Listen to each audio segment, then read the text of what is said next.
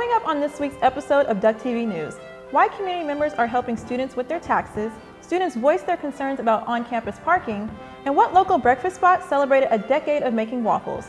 All that and more coming up on Duck TV News. Thank you for joining us tonight on Duck TV News. I'm Amira Borders. And I'm Clay Vaughn. Let's get started. Last Friday, members of the community protested after claiming Lane County Sheriff's Office is assisting Immigration and Customs Enforcement. An open letter was sent early February to Lane County Sheriff Byron Trapp, saying that police are calling ICE as soon as someone illegal in the county posts bail, making it easier for them to make arrests.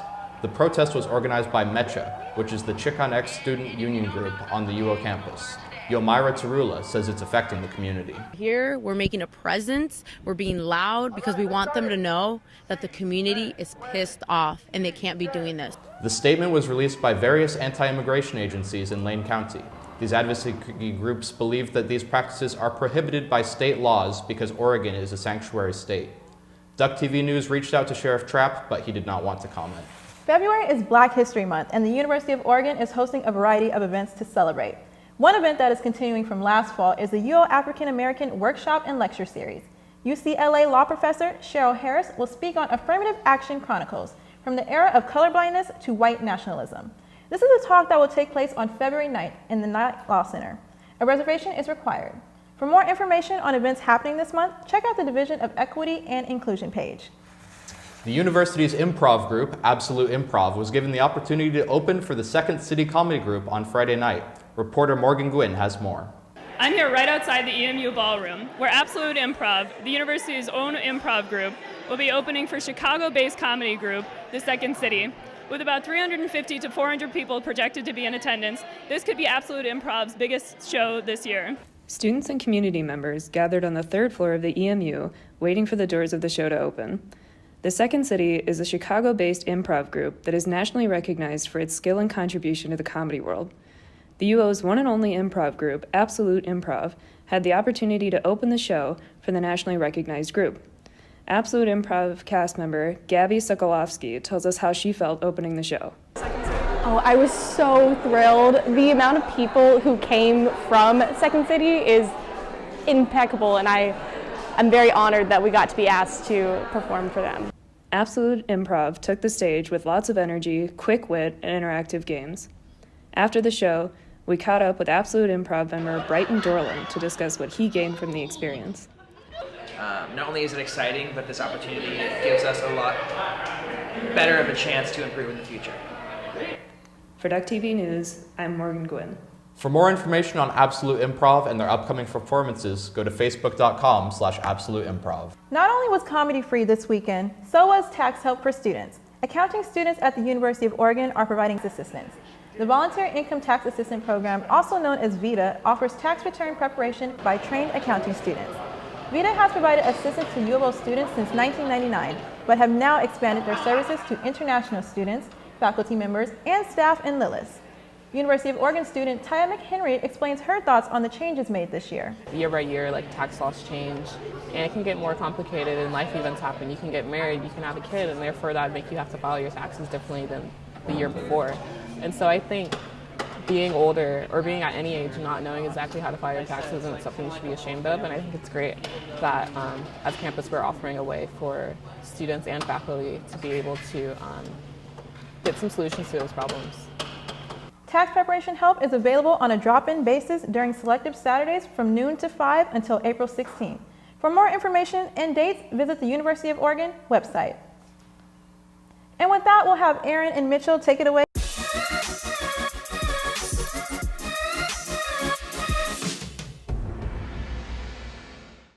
Happy week 6 and welcome back to Duck TV Sports. I'm Mitchell Riberall. And I'm Erin McMahon. With nothing short of a fantastic week for Oregon sports, we've got a lot to catch you up on, so let's get started. The Oregon Ducks women's basketball team won both their games this past week, beating Colorado 102-43 and California 105-82, which makes that 5 games with over 100 points this season. On Sunday, they beat the number 11 ranked Stanford Cardinal, winning for the first time at Stanford since 1987, ending a 29-game losing streak.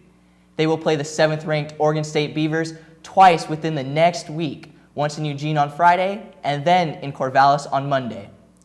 Friday is the first matchup between the Ducks and Beavers this season. The Ducks are averaging nearly 29 more points scored than their opponents and shooting higher than 50% on the season. They will look to add to their winning record against the ranked Beavers with help from guard Sabrina Ionescu and forward Satu Sabali. The Oregon men's basketball team was able to claim a win against the California Golden Bears on Wednesday at Matthew Knight Arena with a final score of 73-62. It was a big night for Peyton Pritchard, who secured a new career best with 10 rebounds and 20 points, sealing the second double-double of his career. Freshman standout Lewis King continued his dominance on the court, scoring 12 points for the team that night, with help from Will Richardson, who tallied 9 assists. With defeating the Golden Bears, Coach Dana Altman has entered the all-time top 30 in NCAA Division I coaching victories. This was the 634th win of his coaching career.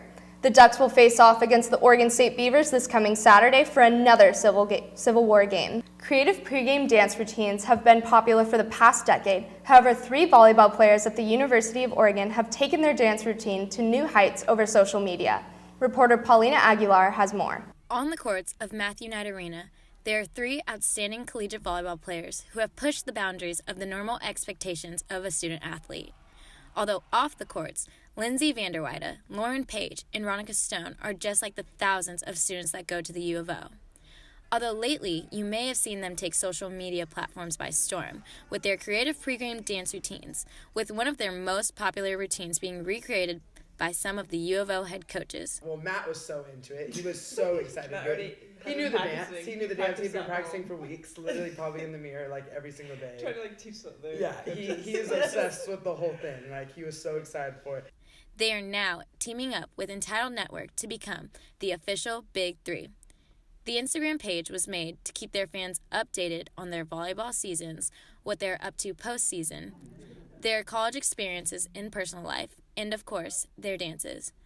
After one night of their Instagram page being created, the Big Three became viral, reaching over 1,000 followers in one night. It took me like 4 years to get 1,000 followers on Instagram, and we literally got this overnight. Like, what's going on? Like, I was just so shocked. Like, I had no idea, like, why.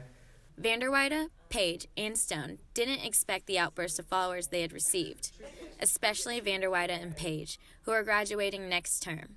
This will leave Stone to figure out what is left for the official Big Three brand when both members move on to the next chapter of their lives. Yeah.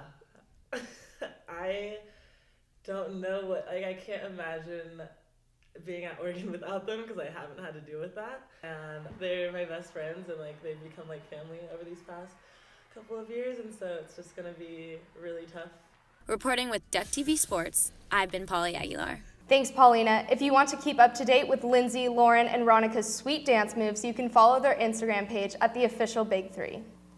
The number 2 ranked Oregon Ducks acro and tumbling team began their season with a win last Friday against Hawaii Pacific.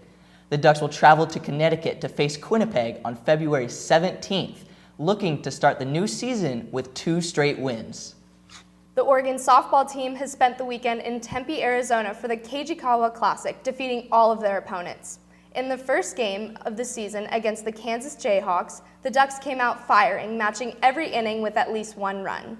This was new coach Melissa Lombardi's first win as a head coach and a positive collegiate debut for both Hannah Gailey and Rachel Sid. The final score was 14-3. The Ducks closed out the Classic Sunday morning, clinching the win against the Seattle Redhawks 8-6. Seattle led the game by 1 up until the 5th inning, where the Ducks managed to catch up with a total of 5 runs. The freshmen continued to shine with home runs from Hannah Gailey and Jasmine Sievers. The Ducks look to continue this winning streak at the Clearwater Elite Invitational this coming weekend, kicking things off against Louisiana State University. The NCAA recently changed their policies, which now allow athletes to contact their other schools about transferring without permission from their current institution. Kylie Gelfand talked to former Oregon pitcher Maggie Ballant about her experiences with the transfer process. On October 15th, the college softball world took a turn. A transfer portal was created, allowing student athletes an easier way to transfer.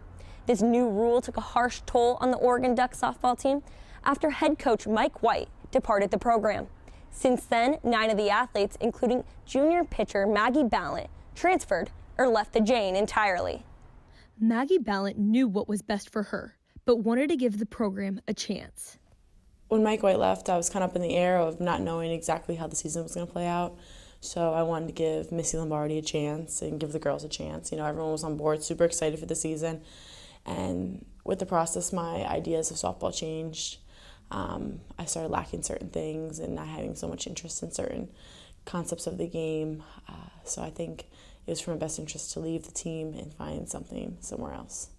Ballant was Oregon's last returning pitcher and arguably the most important headed into the 2019 season. Ballant was expected to take over as Oregon's ace following the initial transfers. However, Ballant issued a statement on Twitter confirming she was leaving the once prominent program. A quote from the statement wrote, "Due to the lack of trust and much frustration over the past 6 months, I have found myself questioning if Oregon is a good fit for me. So after careful consideration, I've decided that I need to move on." End quote. Ballant realized the Jane was no longer the place that brought her happiness. When I had my last bullpen, which I didn't know was my last bullpen actually, I sat in the Jane actually crying. Crying by myself as I'm sitting where the pitchers kind of hang out in the bullpen. There's a bench back there, and I'm crying, and I'm just thinking, this is not what I call home anymore. This is not my stadium. This is not my field. This is not my team. And I just felt like this discomfort inside me, and I'm thinking, I can't keep on coming here and thinking it's going to be something else. I think that's also one of the last straws, is that I felt so alone in bullpen, where I've never felt alone on the softball fields. And to look around and see all my friends have gone, all these elite athletes have left the program to go elsewhere, it just wasn't a fit for me. For Duck TV Sports, I'm Kylie Gelfand. Thanks, Kylie, and good luck to Maggie through the transfer process. That's all we have for tonight, Eugene. Be sure to like us on Facebook and follow us on Twitter and Instagram for all things Oregon sports. Now back to Amira and Clay on the news desk. The Eugene Hilton is now the Hotel Eugene. The hotel was purchased by a Chicago real estate company for around $80 million. AJ Capital, the new owners, say they plan to complete renovations before adding it to their College Town hotel chain and renaming it to Graduate Eugene. Uber and Lyft may be in Eugene now to help students get around. However, on campus, the daily struggle to find parking still exists. Students living off campus can purchase an $80 monthly parking pass, but that does not guarantee them a space, leaving them only to have meter parking available or 1-hour parking in nearby neighborhoods. A UL student describes his experience with campus parking.